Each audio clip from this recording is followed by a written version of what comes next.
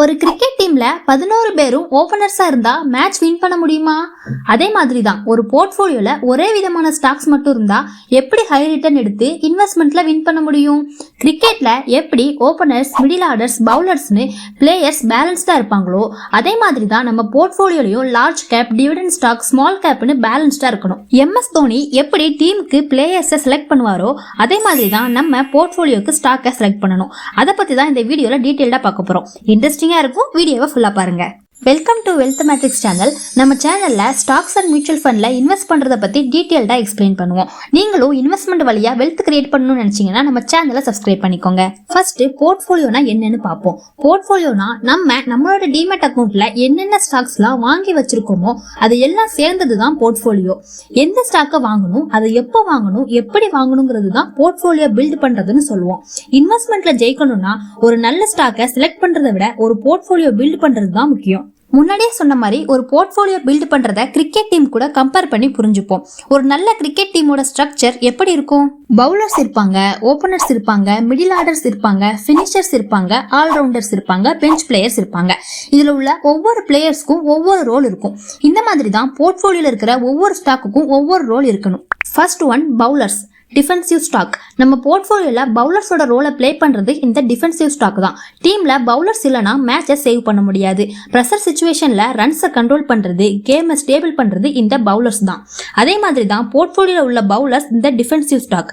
Defensive ஸ்டாக்னா ரெகுலரா dividend கொடுக்குற கம்பெனிஸை சொல்லலாம். இந்த கம்பெனிஸ்லாம் வாலட்டிலிட்டி கம்மியா இருக்கும், போர்ட்ஃபோலியோக்கு ஸ்டெபிலிட்டி கொடுக்கும். பவுலர்ஸ் விக்கெட் எடுக்கிற மாதிரி இந்த ஸ்டாக்ஸ் ரெகுலரா கேஷ் ஃப்ளோ, அதாவது டிவிடெண்ட் கொடுப்பாங்க.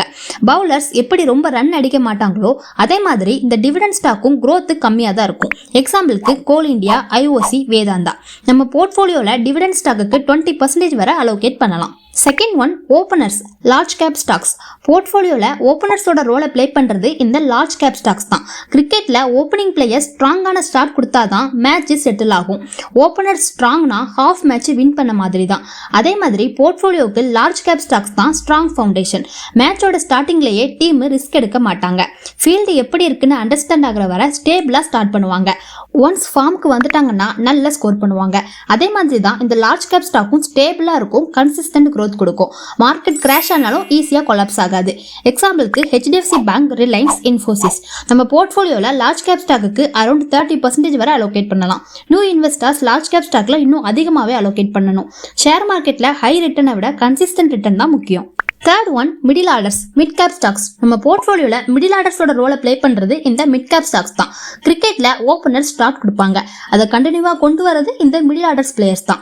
போர்ட்ஃபோலியோலையும் ஸ்டெபிலிட்டி பிளஸ் growthனு இன்வெஸ்ட்மெண்ட்டுக்கு பேலன்ஸ் கொண்டு வர்றது இந்த மிட் கேப் ஸ்டாக்ஸ் தான். மிட் கேப் ஸ்டாக்ஸ்னா growth கம்பெனிஸ், ஃபியூச்சர்ல லார்ஜ் கேப் ஆகிற பொட்டன்ஷியல் இருக்கக்கூடிய கம்பெனிஸ். எக்ஸாம்பிளுக்கு HDB finance, doctor Reddy, Zydus life science. Large கேப்போட சேஃப்டி, ஸ்மால் கேப்போட ஸ்பீடுன்னு ரெண்டுத்துக்கும் நடுவில் பவர் கொடுக்கறது தான் இந்த மிட் கேப் ஸ்டாக்ஸ். நம்ம போர்ட்ஃபோலியோல ஹிடன் ஜெம்னு சொல்லலாம். மிட் கேப் ஸ்டாக்ஸ்க்கு அரௌண்ட் 20% வரை அலோகேட் பண்ணலாம். Fourth one finishers, small cap stocks. போர்ட்ஃபோலியோல ஃபினிஷர்ஸோட ரோலை பிளே பண்றது இந்த ஸ்மால் கேப் ஸ்டாக்ஸ் தான். கிரிக்கெட்ல ஓபனர்ஸ், மிடில் ஆர்டர்ஸ் பிளேயர்ஸ்னு எவ்வளவு விளையாடினாலும் ஃபினிஷர்ஸ் ஃபைனல் ஓவர்ல அடிக்கிற வின்னிங் நாக்கு தான் ரொம்ப இன்ட்ரெஸ்டிங்கா இருக்கும். கம்மியான பால்ல அதிக ரன் அடிக்கிறதும் இவங்க தான். இதே மாதிரி தான் ஸ்மால் கேப் கம்பெனிஸும். கம்பெனி சின்ன லெவல்ல இருந்தாலும் ஹையஸ்ட் ரிட்டர்ன் கொடுக்கும். எக்ஸாம்பிளுக்கு ஏஞ்சல் ஒன், அமர்ராஜா பேட்டரி, கட்சன். Small cap companies high risk ஆனா ஹை ரிட்டர்னும் கொடுக்கும். கரெக்டான ஸ்மால் கேப்பை செலக்ட் பண்ணிட்டா 2x, 5x, even 10x return கூட பாசிபிள். ஆனா கண்ட்ரோல் இல்லாம நிறைய ஸ்மால் கேப் கம்பெனிஸ் ஆட் பண்ணனா போர்ட்ஃபோலியோல ஸ்ட்ரென்த் இருக்காது. டீம்ல ஃபினிஷர் ஸ்பீடா இருப்பாங்க, பட் அவுட் ஆகிட்டா மேட்ச் காலி. அதே மாதிரி தான் ஸ்மால் கேப் கம்பெனிஸும். நம்ம போர்ட்ஃபோலியோல ஸ்மால் கேப்புக்கு அரௌண்ட் 10% அலோகேட் பண்ணலாம். Fifth one all-rounders, multi role stocks. Cricket டீம்ல சில பிளேயர்ஸ் பேட்டிங்லயும் கான்ட்ரிபியூட் பண்ணுவாங்க, பவுலிங்லயும் கான்ட்ரிபியூட் பண்ணுவாங்க. அதுதான் ஆல்ரவுண்டர்ஸ். போர்ட்ஃபோலியோலையும் ஆல்ரவுண்டர்ஸ் யாருன்னா மல்டி ரோல் கம்பெனிஸ். இவங்க போர்ட்ஃபோலியோக்கு growth அண்ட் ஸ்டெபிலிட்டி கொடுக்கணும், டிவிடெண்டும் கொடுக்கணும். எக்ஸாம்பிளுக்கு ITC கம்பெனியே சொல்லலாம். ITC FMCG செக்டர்ல இருக்கிறதுனால எக்கனாமி எந்த பேஸ்ல இருந்தாலும் மக்களுக்கு அவங்களோட ப்ராடக்டோட தேவை இருக்கும். ITC லார்ஜ் கேப் கம்பெனில இருக்கிறதுனால சேஃப்டி அதிகம், ரெகுலரா டிவிடெண்டும் கொடுப்பாங்க. இப்படி மல்டி ரோல் பிளே பண்ற கம்பெனிஸ்க்கு நம்ம போர்ட்ஃபோலியோல 20% வரை அலோகேட் பண்ணலாம். Sixth one bench players, watch list stocks. கிரிக்கெட்ல எல்லா பிளேயர்ஸும் ஃபீல்டுல இறங்க மாட்டாங்க. சில பிளேயர்ஸ் பெஞ்ச்ல ரெடியா இருப்பாங்க, அவங்கள தான் பெஞ்ச் பிளேயர்ஸ்னு சொல்லுவாங்க. போர்ட்போலியோலயும் எல்லா ஸ்டாக்கையும் வாங்கி வைக்கணும்னு இல்ல. சில ஷேர்ஸ வாட்ச் லிஸ்ட்ல வச்சுக்கணும். கரெக்டான சிச்சுவேஷன் வந்தா பெஞ்ச் பிளேயர்ஸ உள்ள இறக்குவாங்க.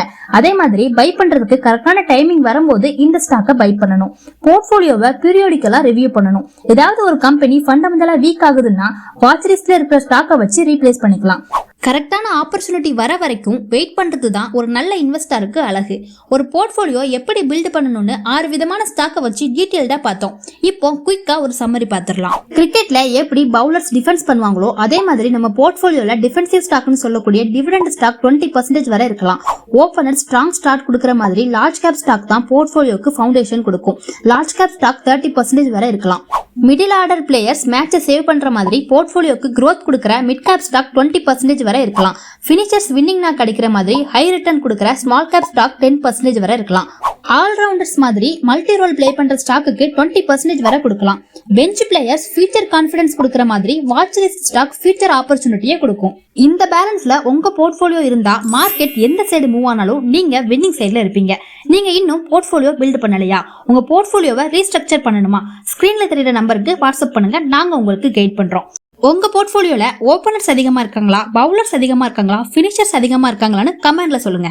வீடியோ யூஸ்ஃபுல்லா இருந்தா லைக் பண்ணுங்க, சீரியஸ் இன்வெஸ்டருக்கு ஷேர் பண்ணுங்க. இதே மாதிரி ஃபினான்ஷியல் நாலேஜை தெரிஞ்சுக்க நம்ம சேனலை சப்ஸ்கிரைப் பண்ணிக்கோங்க. நன்றி.